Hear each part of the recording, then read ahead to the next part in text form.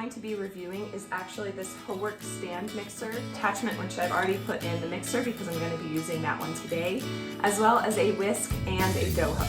And normally you would think that would just be it, but you actually get a spatula for wiping down the bowl, as well as a little egg separator. Now, I don't need to separate eggs today, but I'm going to try this out just to show you guys what it's like, and I'm going to use the yolks anyway. So let's go ahead and take a closer look at this thing. So to get started, what we're going to do with our base is we're going to actually twist this little lever clockwise, and that's going to release a lock that lifts up the top portion of our base that our attachment will hook onto. This gives you room to load your bowl as well as your attachments and put in your ingredients. To load the bowl, we're just going to take the bowl, set it nice and down, and then even just follow the little arrow on the base and lock it in place. Now here's a good time to add in your ingredients for the initial step of whatever you're making. For this video, I will be making just some nice boxed brownies for my daughter's 3rd birthday, but we're going to be making them in a little special way. So stay tuned to the end of the video to see what I'm doing and why, but we're going to go ahead and pour this mix into our bowl. Additionally, just following the instructions in the box, I'm adding 1/4 a cup of water, 2 eggs, and 2/3 a cup of oil. And since I have it right here, I'm going to go ahead and use the spatula that was provided to clean up this little bowl. Now that the ingredients are in the bowl, I'm going to go ahead and add my little splash guard by attaching this circular portion around this part of our base.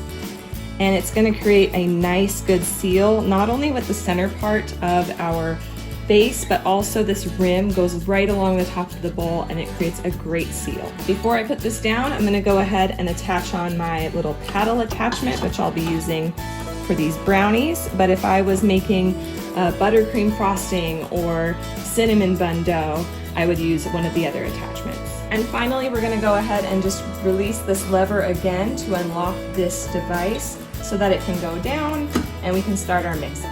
But I'm following the instructions, and now I'm going to plug in this device. And as you can see, when I plug it in, the little speed dial thing starts lighting up. It is currently on position 0, and it actually goes all the way up to 6. And it gives you an idea of what level you should be using based on the attachment that you have already in. So I'm using the paddle attachment. I'm going to go up at speed 1, 2, 3, and 4.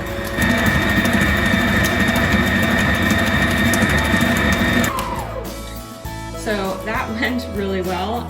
Everything looks pretty mixed. It doesn't look like there's any powder on the sides, but I will go ahead and open this up to check it out. One feature that I do really love about this that the KitchenAid doesn't have is this little P. And this little P stands for pulse. So if I go ahead and move my dial counterclockwise to the P, I have to hold it at that position, and as soon as I let go, it will go back down to 0.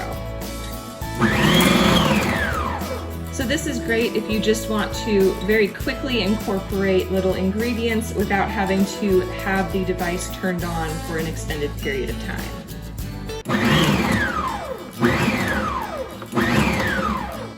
Any little bit of the ingredients that aren't fully incorporated. There's not a lot of powder on here, so that's a good sign. Overall, I'm really pleased. I've seen reviews of other generic stand mixers where there's just powder everywhere on the bowl, and this one, that's not the case. So honestly, I think I'm good to go to just disassemble everything.